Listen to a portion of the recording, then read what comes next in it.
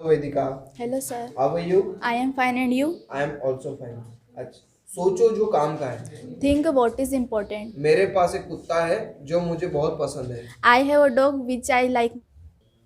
यह राम है जो कक्षा 12वीं में पढ़ता है। This is Ram who study in class 12th। यह वह लड़का है जिसको मैंने मोबाइल दिया। This is the boy whom I gave mobile. मेरा एक दोस्त है जिसके पापा प्रिंसिपल है। I have a friend whose father is principal. यह मेरी दोस्त सुनीता है जिसके साथ में कोचिंग जाता हूँ। This is my friend Sunita with whom I go to coaching. यह मेरे दादाजी हैं जिनके लिए मैं फल खरीदता हूँ। This is my grandfather for whom I buy fruits. यही तो वह व्यक्ति है जिसके बारे में हम बात कर रहे थे। This is the person about whom we are talking. वह कहता है कि मैं 1 लाख रुपए महीना कमाता हूँ। He says that I earn lakh per month. मुझे फोन लगाना जब मैं घर पहुंचूं। Call me when you reached home. से पूछ लेना जहां तुमको दिक्कत होती है। Ask me where you have problem.